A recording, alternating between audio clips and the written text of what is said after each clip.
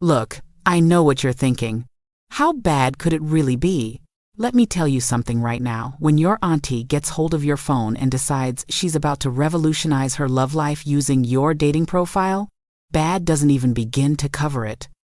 I'm talking biblical plague levels of chaos. I'm talking natural disaster. I'm talking about the kind of mess that makes you question every decision you've ever made in your entire life. My name is Maya Henderson. I'm 28 years old, I work in IT, and up until 3 weeks ago, I thought I had my life together. I had a decent apartment in Atlanta, a good job, a solid dating profile that was getting me matches, and most importantly, I had boundaries. Past tense, had boundaries.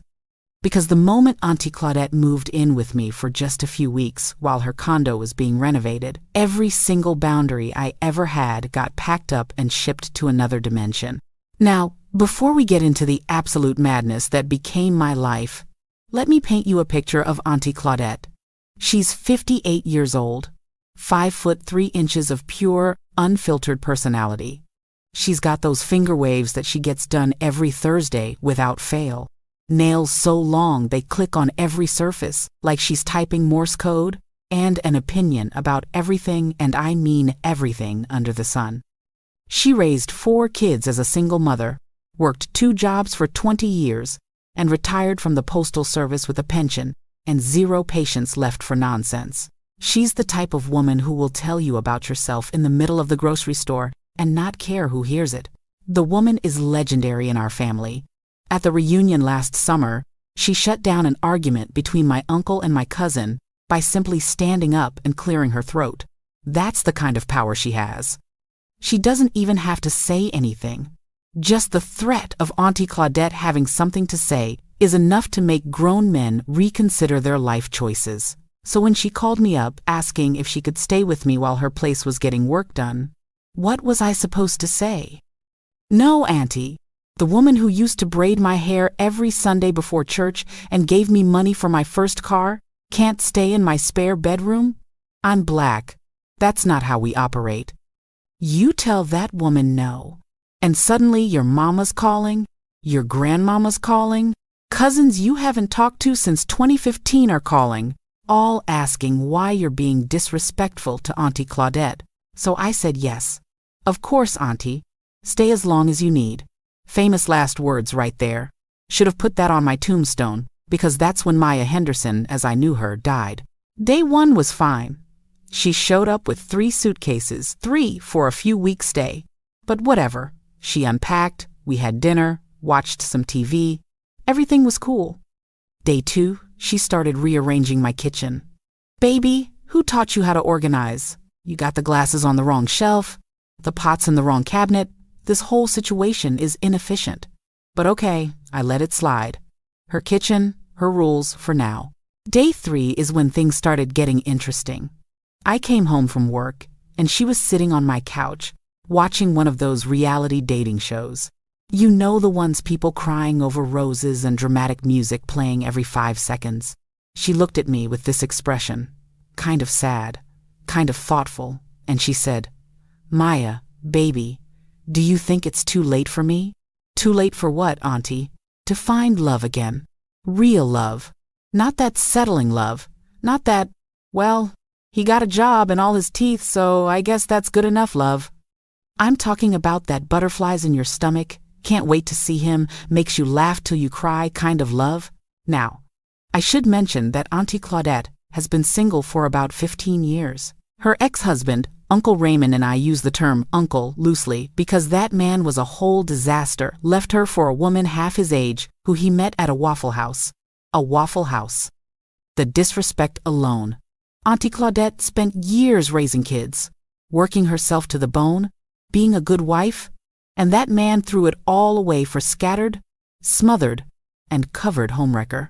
So when she asked me that question, my heart kind of broke a little. Here's this strong woman who gave everything to everybody else, wondering if she deserved something good for herself. "Auntie, it's never too late," I told her. "You're beautiful, you're smart, you're funny. Any man would be lucky to have you." She smiled at me, that sweet smile that reminds me of when I was 7 and she'd slip me an extra cookie when my mama wasn't looking. You're a good girl, Maya. You always have been. That should have been it. Nice moment, emotional connection. We move on with our lives. But no, because 2 days later, I woke up to 17 notifications on my phone. 17. Before 7 in the morning. I'm talking dings going off like it's New Year's Eve. I grabbed my phone, still half asleep, and saw they were all from the dating app I use. Messages, likes, matches, super likes.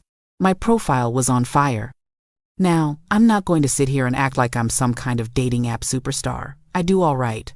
I get a few matches here and there, a decent conversation maybe twice a week, an actual date once a month if I'm lucky. But 17 notifications before breakfast? Something was wrong. I opened the app and almost dropped my phone. My profile picture had been changed. Instead of the nice professional photo, I had me in a cute blouse, natural makeup, looking approachable and employable. There was a picture of me from my cousin's wedding. I'm talking full glam, hair laid, standing next to my mama's rose garden, looking like I just stepped out of Essence magazine. Where did she even get that picture? But that wasn't even the crazy part. The crazy part was my bio. My carefully crafted, took me 3 weeks to write bio that highlighted my interests, my sense of humor, my career goals gone.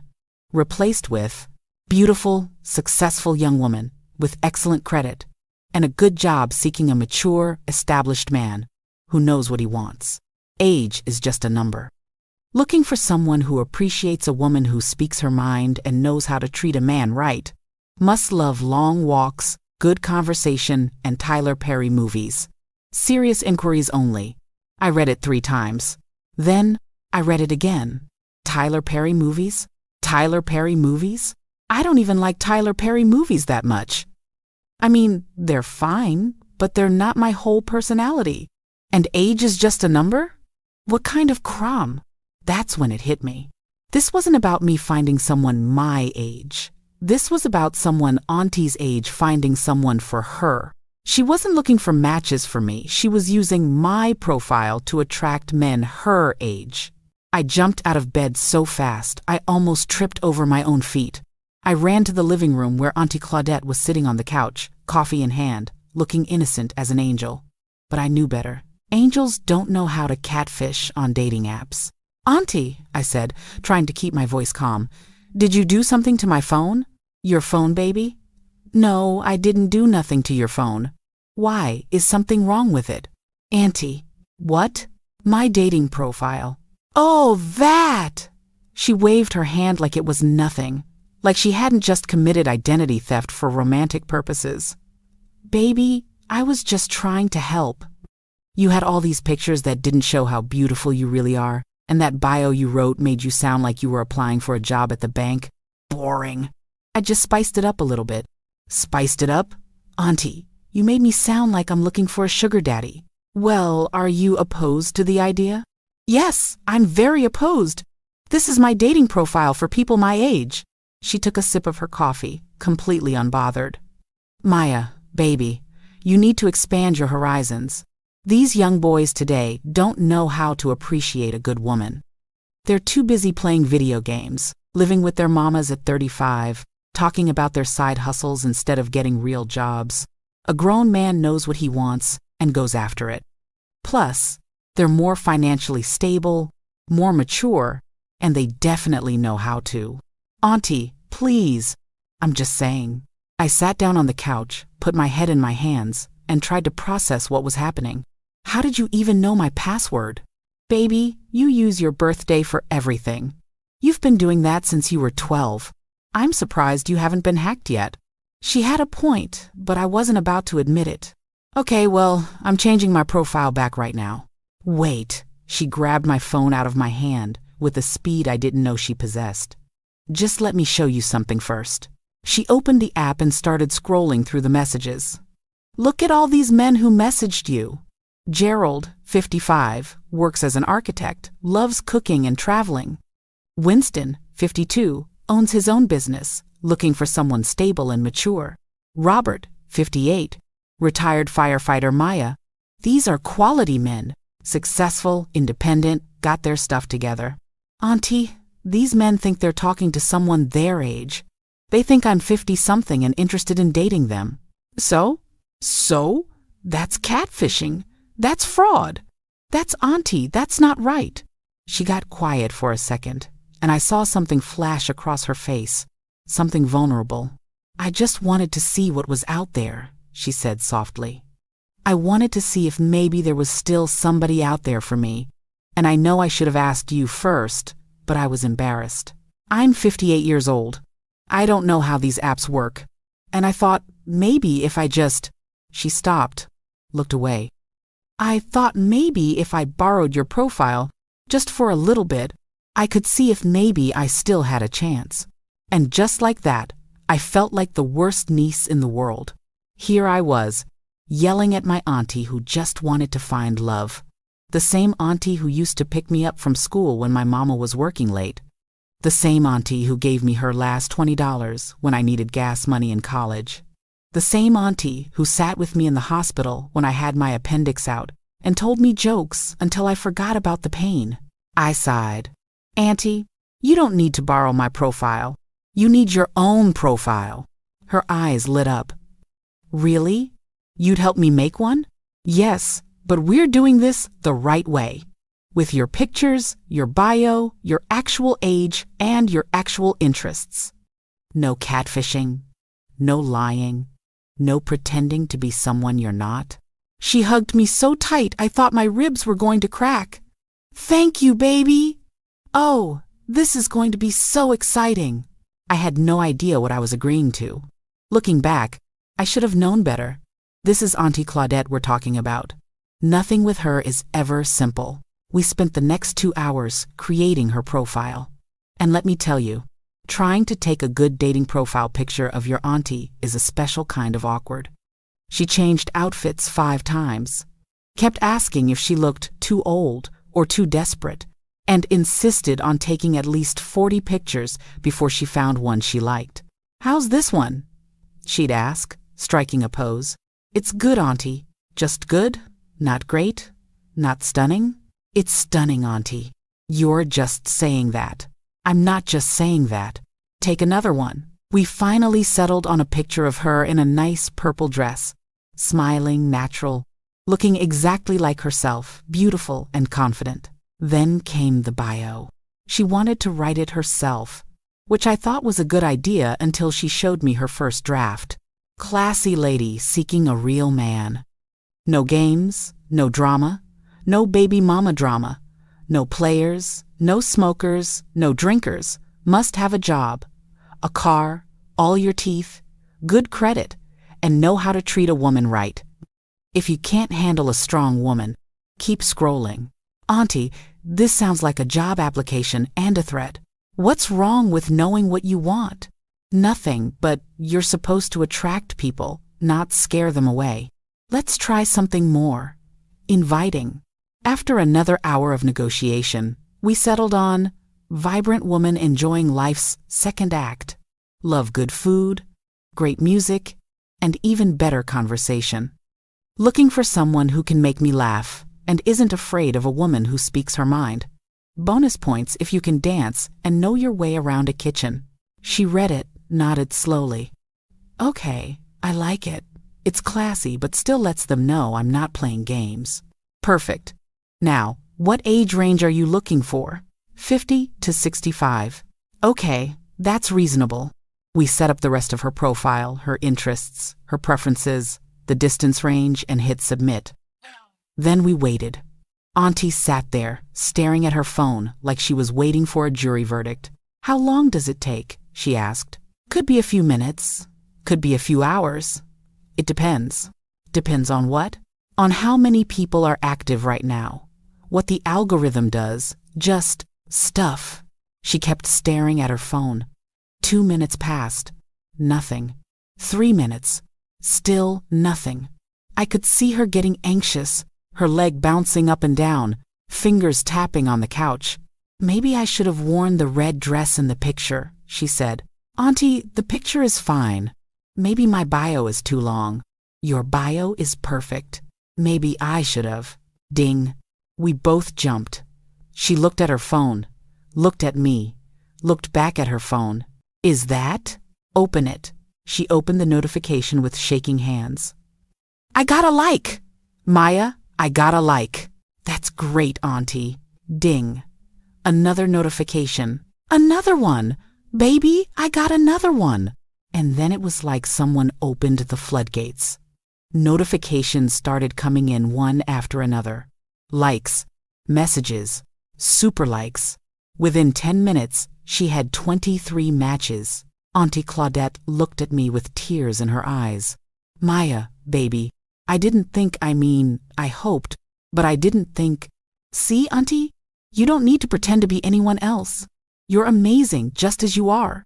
She hugged me again, and I thought, okay, maybe this is going to work out. Maybe this is going to be a nice, wholesome story about helping my auntie find love. Maybe. Ding, ding, ding, ding, ding. Oh, Lord, she whispered, looking at her phone. Maya, I got 57 matches now. 57? In 10 minutes? And these messages. She started reading them out loud. Gerald says, I have a beautiful smile. Winston wants to know if I like jazz. Robert has a boat. Maya, he has a boat. For the next 3 hours, I watched Auntie Claudette transform. She was giggling, blushing, reading messages out loud, showing me pictures of different men. Look at this one. He's a retired teacher. And this one owns a restaurant. Oh, and this one, Maya. This one looks just like Idris Elba. Auntie, that is Idris Elba. That's a fake profile. How do you know? Because Idris Elba is not on dating apps saying, hey, beautiful, you seem nice. She squinted at the picture. You might be right. Still look good, though. By the end of the day, she had narrowed it down to 5 serious prospects. She made a whole spreadsheet, an actual spreadsheet, with their names, ages, occupations, and what she called red flag potential. Now, Gerald seems nice, but he mentioned his ex-wife 3 times in the first conversation.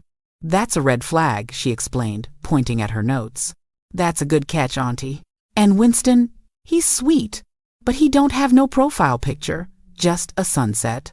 Now, what grown man has a sunset as his profile picture? He's either hiding something or he don't know how to use technology, and I can't deal with either one. Also valid. But this one. She pulled up a profile. Leonard, 62 years old, retired from the fire department, loves cooking, volunteers at the community center, has a nice smile, and look pictures with his grandkids. That's a man who's secure in himself and good with family. I looked at Leonard's profile. He did seem nice. Genuine smile, kind eyes, good conversation in his messages. He seems great, Auntie. You should meet him. Meet him? Baby, I don't know about all that. What do you mean? That's the whole point of the app. But what if he doesn't like me in person? What if I'm not what he's expecting? What if, Auntie, he liked your profile, your pictures, your bio? He already likes you. Now you just need to meet him and see if you like him. She thought about it for a long moment, then nodded. Okay, you're right. I'm going to message him right now. She typed for a minute, then showed me her phone. How's this? Hi, Leonard. I really enjoyed our conversation. Would you like to meet for coffee sometime this week? Perfect. Send it. She hit send, then immediately panicked. Oh God, what did I do? What if he says no? What if... Ding. He said yes, she screamed. Maya, he said yes. He wants to meet tomorrow at that coffee shop on Peachtree. That's amazing, Auntie. Oh Lord, I need to get my hair done. I need to figure out what to wear. I need to Maya, what do people even talk about on dates anymore? I haven't been on a date since before cell phones. You'll be fine, Auntie. Just be yourself. That's who he wants to meet. The next 24 hours were chaos. Pure chaos. Auntie went to the hair salon, got her nails done, bought a new outfit, changed her mind about the outfit, bought another outfit, practiced conversation starters with me, asked me 1,000 questions about dating etiquette, and generally acted like she was preparing for a mission to Mars. What if I run out of things to say? She asked me that night. You won't. You never run out of things to say. What if he's boring? Then the date ends early and you move on to one of your other 50 matches. What if he's not boring? What if he's perfect and I mess it up? Auntie, you're not going to mess it up. How do you know? Because you're Claudette Henderson. You raised 4 kids by yourself. You worked 2 jobs for 20 years. You survived Uncle Raymond's nonsense. You're smart, you're funny, you're kind, and you're strong. If Leonard doesn't see all of that, then he doesn't deserve you. She got quiet, then hugged me for the 100th time. When did you get so wise? I learned from the best. The next day, I helped her get ready. She changed outfits 3 times again before settling on a simple but elegant navy blue dress. She looked beautiful. Nervous, but beautiful. Okay, she said, checking herself in the mirror one more time. I'm ready. No, wait. I'm not ready. Should I bring my purse or just my wallet? Purse seems too formal, but just a wallet seems too casual and… Purse, Auntie. Bring your purse. Okay. Okay, purse. I'm bringing my purse. I drove her to the coffee shop because she was too nervous to drive herself. The whole way there, she kept checking her makeup in the mirror, smoothing her dress, taking deep breaths. You got this, Auntie, I told her as we pulled up. Do I, though? Do I really got this? You really got this. She got out of the car, then leaned back in through the window. If it goes bad, I'll text you, and you come rescue me, okay? Deal. But it's not going to go bad. But if it does, I'll be here. Go. Have fun. I watched her walk into the coffee shop, back straight, head held high, looking like the queen she is. Then I drove around the block, parked where I could see the coffee shop window, and waited. What? I'm protective. This is my auntie. I needed to make sure Leonard wasn't a weirdo. From where I was parked, I could see them meet. Leonard stood up when she walked in, good sign. He pulled out her chair, another good sign. They started talking, and I could see Auntie smiling, laughing even. He was smiling too. They ordered coffee. They kept talking. An hour passed, then another hour. They were still talking, still smiling, still clearly enjoying themselves. My phone buzzed. A text from Auntie. Go home, Maya. I know you're watching. I'm fine. Actually, I'm better than fine. Talk to you later. I laughed, texted back a thumbs up, and drove home feeling genuinely happy for her. She came home 4 hours later, practically floating. I was in the living room, pretending I wasn't waiting up for her like an anxious parent. So? I asked, trying to play it cool. She sat down next to me on the couch, kicked off her shoes, and sighed. Maya, baby, I think I'm in trouble. Trouble? What kind of trouble? The butterflies in your stomach, can't wait to see him again, makes you laugh till you cry kind of trouble. I grinned. That doesn't sound like trouble. That sounds like exactly what you were looking for. He's wonderful, Maya.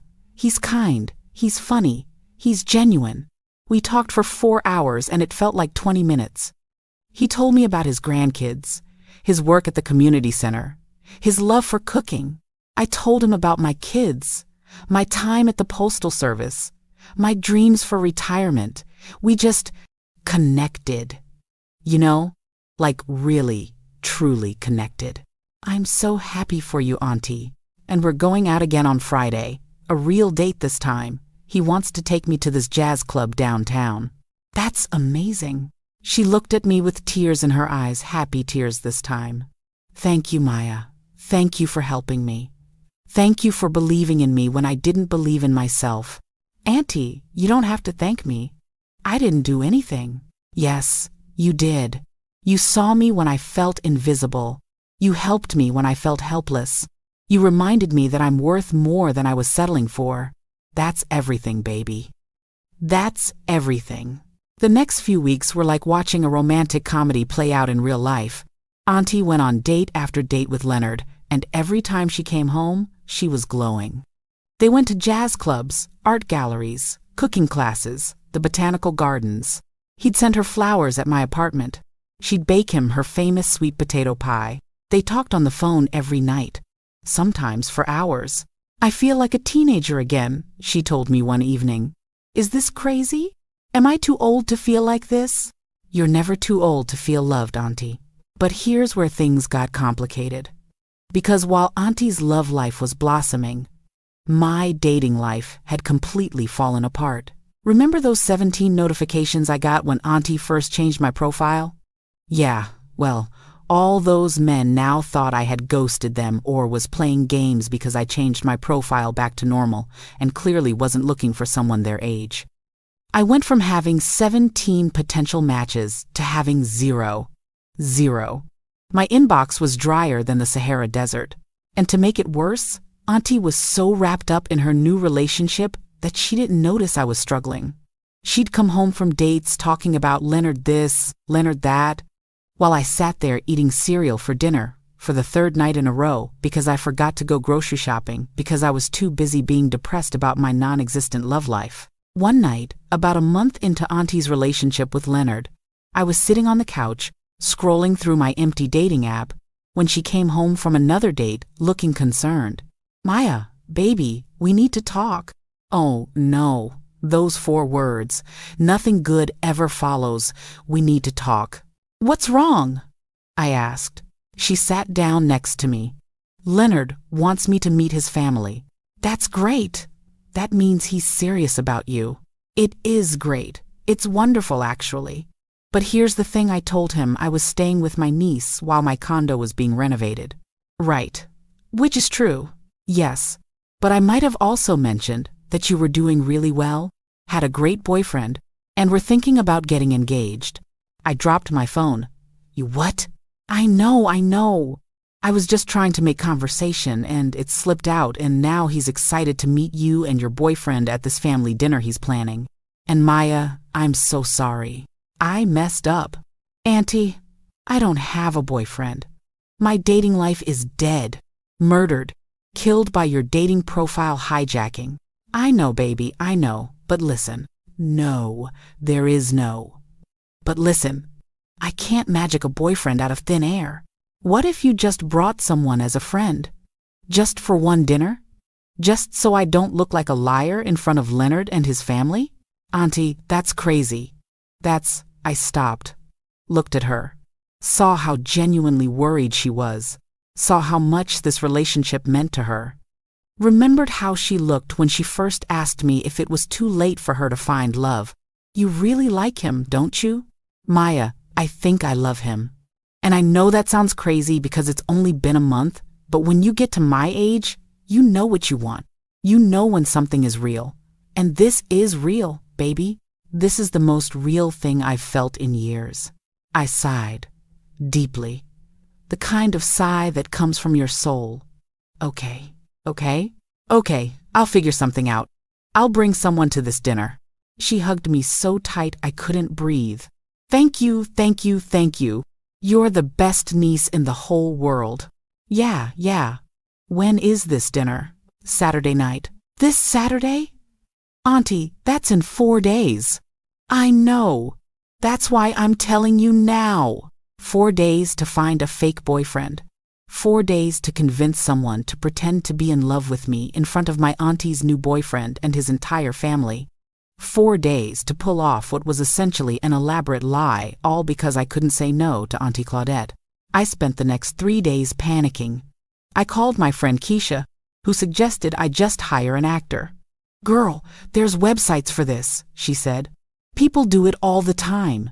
That's insane, Keisha. You asked for suggestions. I called my friend Lisa, who suggested I just tell Auntie the truth. She'll understand, Lisa said. She's your auntie. Just explain the situation.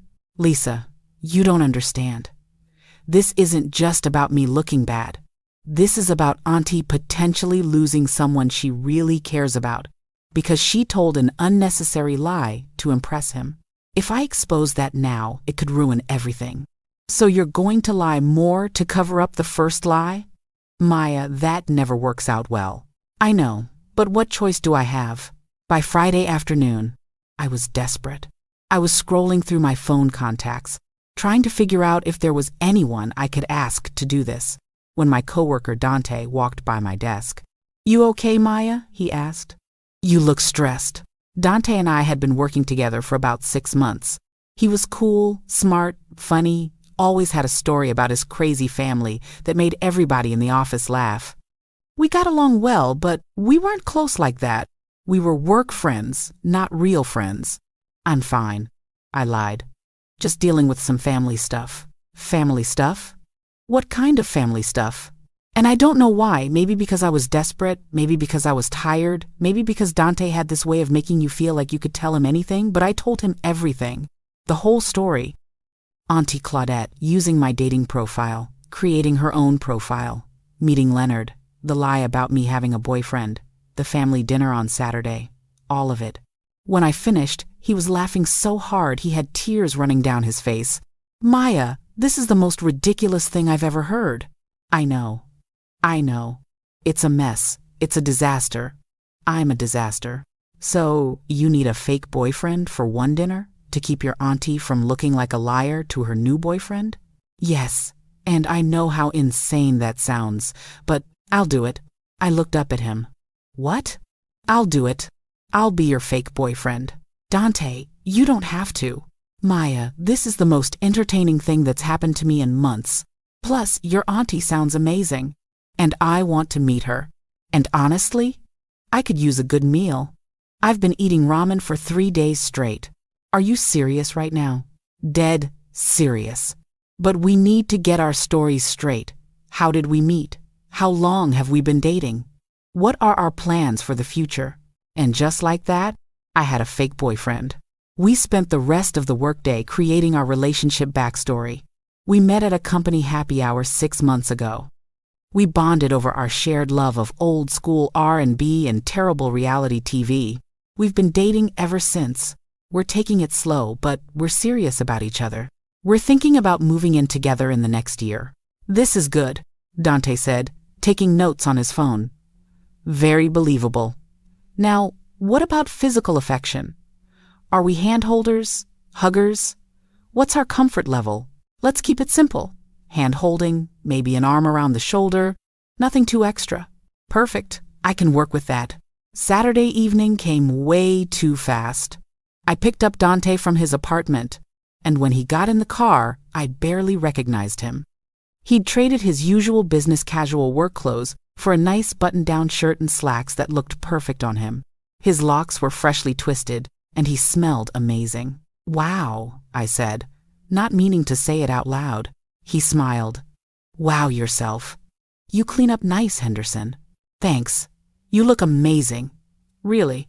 "Well, I have to look like someone you'd actually date, right? Can't show up looking like a coworker you barely know." We drove to Leonard's house, and the whole way there, Dante kept me calm. He told me jokes, asked me questions about my family, made me laugh. By the time we pulled up to the house, I was actually feeling okay about this whole situation. "Remember," he said before we got out of the car, "we got this. We're in love. We're happy. We're planning a future together. And most importantly, we're convincing." Leonard lived in a nice house in a quiet neighborhood. One of those houses that looks like the family inside has game night every Friday, and everybody shows up for Sunday dinner. The kind of house that feels like home before you even walk in. Auntie Claudette opened the door before we could knock, probably because she'd been watching for us from the window. She took one look at Dante and her eyes went wide. "Maya," she whispered, pulling me aside while Dante was looking at some family photos in the entryway. "Where did you find him? He's fine." "Auntie, please. I'm serious." "Girl, you did good. Real good. Can we not do this right now? I'm just saying. You better hold on to that one." Leonard came to the door then, and I understood immediately why Auntie liked him so much. He had kind eyes, a warm smile, and that energy that some people have that just makes you feel comfortable. He shook Dante's hand firmly, welcomed us in, introduced us to his family, his 2 sons and their wives, his daughter, his 4 grandkids, and his sister. Everybody was nice, genuinely nice. They welcomed us, offered us food, made conversation. The kids were running around, laughing and playing. Music was playing softly in the background. It felt like family. Real family. Dante fit right in. He was natural with everybody, laughing at Leonard's jokes, playing with the kids, complimenting his daughter on the food. At one point, Leonard's sister pulled me aside. "Your boyfriend is lovely," she said, "and your aunt is something special. Leonard hasn't been this happy in years." "She's pretty special to me too," I said, meaning Auntie, but realized it could apply to Dante as well. Dinner was amazing.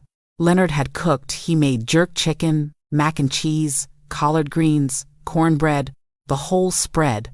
We ate, laughed, told stories. Dante held my hand under the table, played his part perfectly. He told stories about us that were so believable I almost believed them myself. "Tell them about the time we got lost trying to find that restaurant," he said to me, squeezing my hand.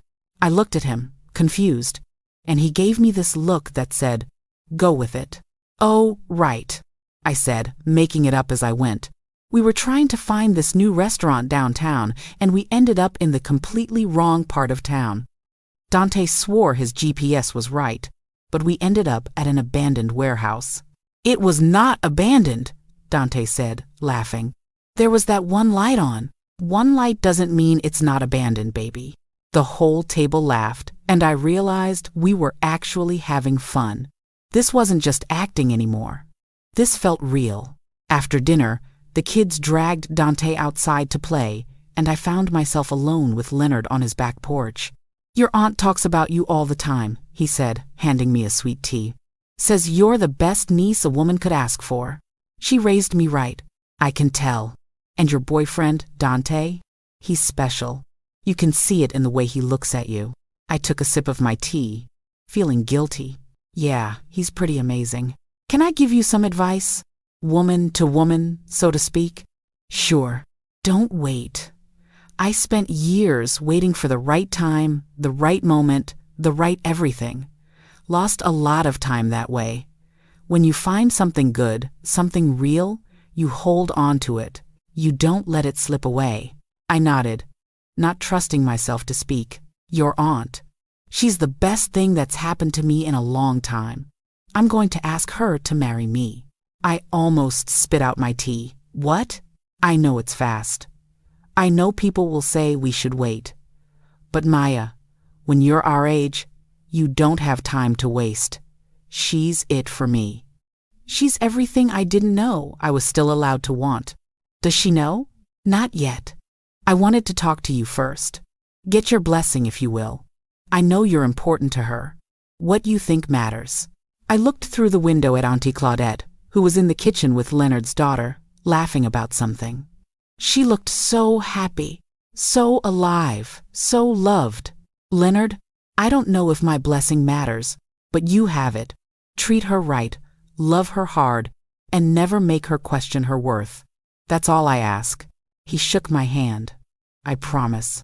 On everything I have, I promise."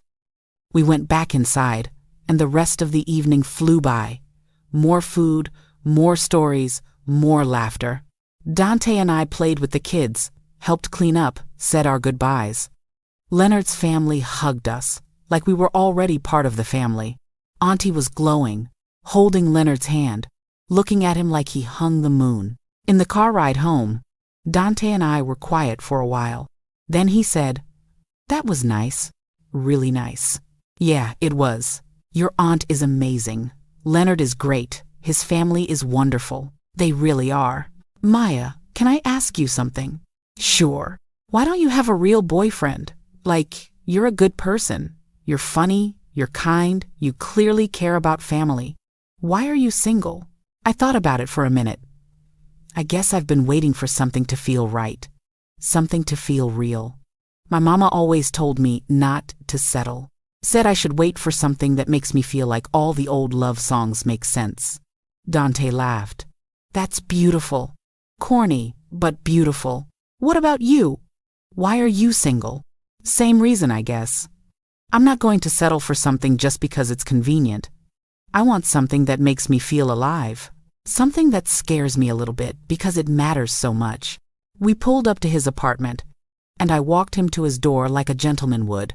"Thank you," I said, "for tonight, for saving me from this mess I created. Thank you for the entertainment, and the good food, and for introducing me to your amazing family. Even if half of tonight was fake, was it though?" He looked at me with these eyes that made my heart do something weird, because it didn't feel fake to me. And before I could respond, he kissed me. Just a quick kiss, nothing dramatic, but it was enough to make my brain short-circuit. "Good night, Maya," he said, smiling, and went inside.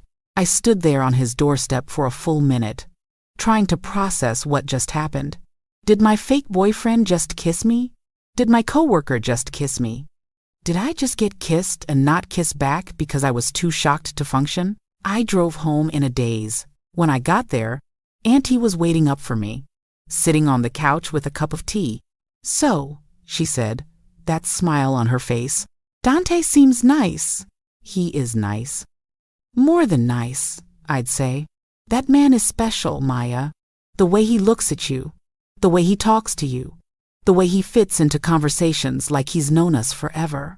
That's not just nice, that's rare. Auntie, there's something I need to tell you. About how Dante isn't really your boyfriend and you two are just pretending to be together to cover up my lie." I froze. "How did you—" "Baby, I raised 4 kids. I know fake when I see it. Plus, Dante called you Maya 17 times tonight, but never called you baby or honey or any kind of pet name. And you two, while you were cute together, you had that nervous energy of people who are trying really hard to make something look real." I sat down, put my head in my hands. "I'm so sorry, Auntie.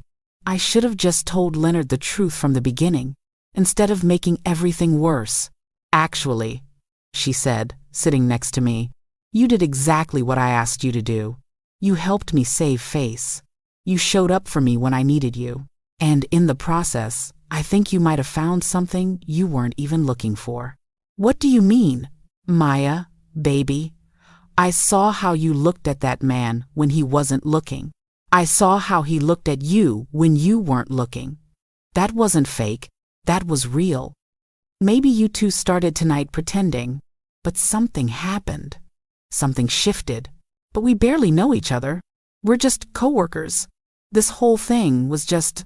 Sometimes the best things start as something else entirely. Your Uncle Raymond and I started out fake too." "What?" "I needed a date to my high school prom because the boy I liked asked someone else. Raymond was my neighbor, needed volunteer hours for his college application, so he agreed to take me as a favor. We spent the whole night pretending to be this perfect couple, trying to make my ex jealous. But somewhere between the awkward pictures and the terrible punch and the slow dance where he stepped on my feet 17 times, it became real. We fell in love that night, even though neither of us was trying to. I never knew that story, because it's embarrassing, but it's true. Sometimes fake is just practice for real." My phone buzzed, a text from Dante. "I had a really good time tonight. Thanks for including me in your beautiful chaos. Also, sorry about the kiss. That probably made things weird. We can pretend it didn't happen if you want." I showed Auntie the message. "Well," she said, "what are you going to say?" "I don't know." "Yes, you do. What does your heart say?" I typed, "Don't apologize. I'm only sorry I was too shocked to kiss you back properly. Want to have dinner sometime? A real date this time?" He responded immediately, "Yes. Absolutely yes." Auntie Claudette smiled. "There you go, baby. Sometimes all you need is a push, or in this case, a hijacked dating profile and an elaborate ruse involving fake relationships. This is insane. The best things usually are." 3 months later, I was sitting in that same coffee shop where Auntie had her first date with Leonard, waiting for Dante to show up. We'd been on 7 real dates since that fake family dinner, each one better than the last. Tonight felt different though, important. He walked in wearing jeans and a sweater, locks pulled back, no fancy outfit. He looked handsome. He always looked handsome. But this casual, comfortable, real, this was my favorite version of him. "Hey," he said, sliding into the booth across from me. "Hey, yourself." So what's this important thing you wanted to talk about? I took a deep breath. Leonard asked Auntie Claudette to marry him. Oh my God. When? Last week. She said yes, obviously. That's amazing. I'm so happy for them.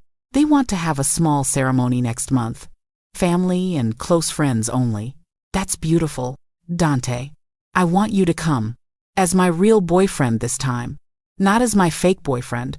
Not as my coworker doing me a favor. But as someone who matters to me. As someone I care about. As someone I'm falling in love with. He didn't say anything for a moment. Just looked at me with those eyes that made my heart do that weird thing again. You're falling in love with me? He finally asked. Yeah, is that crazy?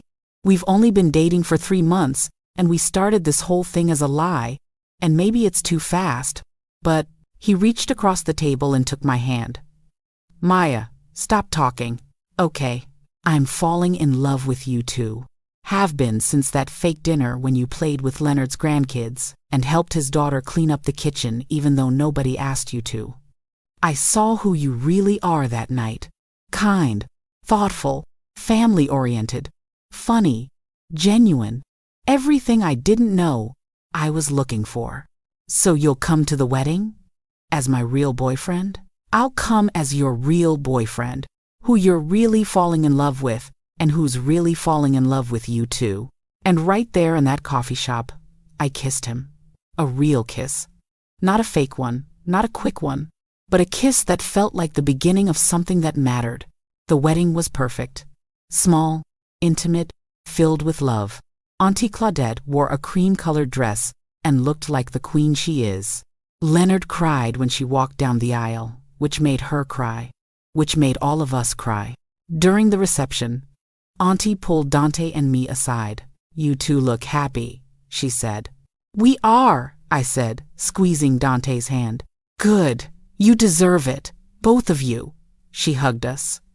Thank you, Maya, for everything, for helping me when I was scared to try, for reminding me that it's never too late to find love, for being the kind of woman your mama raised you to be.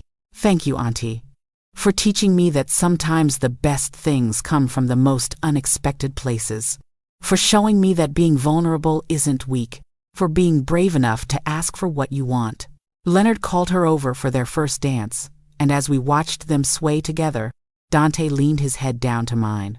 So, he said, when should we tell them we're thinking about moving in together? How did you? Maya, your lease is up next month. I have a spare bedroom that's basically a storage closet, and we spend every night together anyway. It just makes sense. You're right. I usually am. Should we tell them now? Nah. Let them have their day. We'll tell them next week.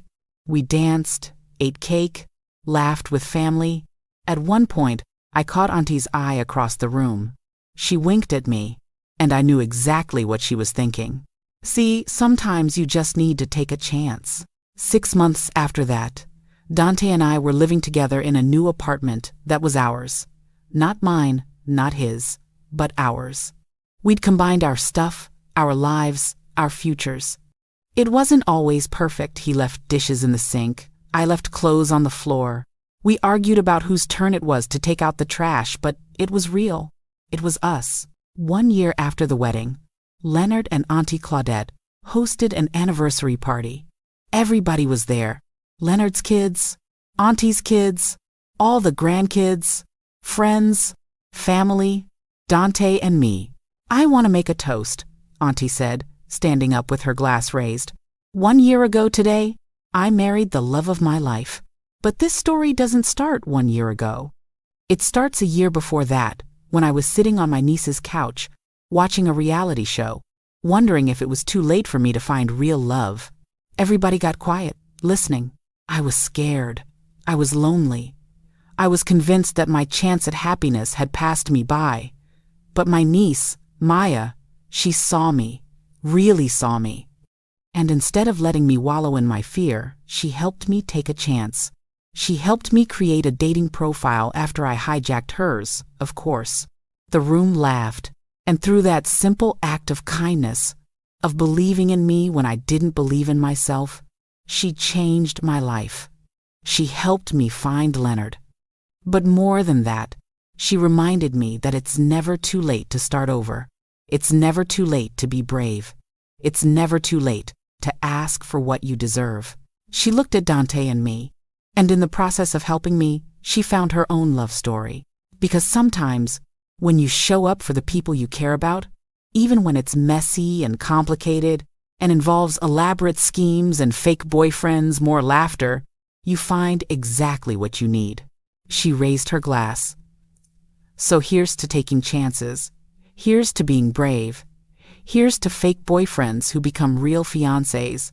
Because yes, Maya and Dante got engaged last month. The room erupted. People were clapping, cheering, coming over to congratulate us. I hadn't planned to announce it at Auntie's party, but leave it to Claudette to steal the spotlight, even when she's giving it away. "You knew?" I asked her. "Baby, please. That ring has been burning a hole in Dante's pocket for weeks. Plus, he asked me for permission last Tuesday." "He what?" Dante shrugged, grinning. She's going to be family. She had a right to know. That night, after the party, Dante and I sat on our couch in our apartment, exhausted and happy. "Can you believe we started all this with a hijacked dating profile?" I asked. "Best hijacking ever. I should thank Auntie for stealing my phone. You should thank her for being brave enough to ask for help, and for raising you to be the kind of woman who shows up when someone needs her, even when it means finding a fake boyfriend for a dinner party, especially then." I pulled him close. "So, what should our wedding theme be? Fake relationships that became real? Hijacked profiles and true love? How about? Sometimes the best love stories start with a little bit of chaos and a whole lot of courage." Perfect. That's perfect. And it was. All of it. The chaos, the courage, the love that came from the most unexpected place. Because sometimes, when you help someone else find their happiness, you stumble into your own. Sometimes fake becomes the realest thing you've ever felt. Sometimes your auntie using your dating profile to find herself a man is exactly what you both needed. Now, I'm not saying everyone should let their relatives steal their phone and catfish the internet, but I am saying that when you show up for family, when you put love first, when you take chances, even when you're scared, that's when magic happens. That's when fake becomes real. That's when life surprises you in the best possible way. Auntie Claudette found her happily ever after. I found mine. And all it took was a hijacked dating profile, an elaborate lie, and the courage to be vulnerable enough to let real love in. So yeah, Auntie used my dating profile to find herself a man. And somehow, in the beautiful chaos that followed, we all found exactly what we were looking for. Because that's what family does. That's what love does. It shows up, even when it's messy. It takes chances, even when it's scary. And sometimes, it hijacks your phone and changes your entire life for the better. And honestly, I wouldn't change a single thing. Like this video if it touched something in you. Subscribe if you want to hear more stories about what it means to be human, to be family, and to choose love even when it's complicated. I'll see you next time.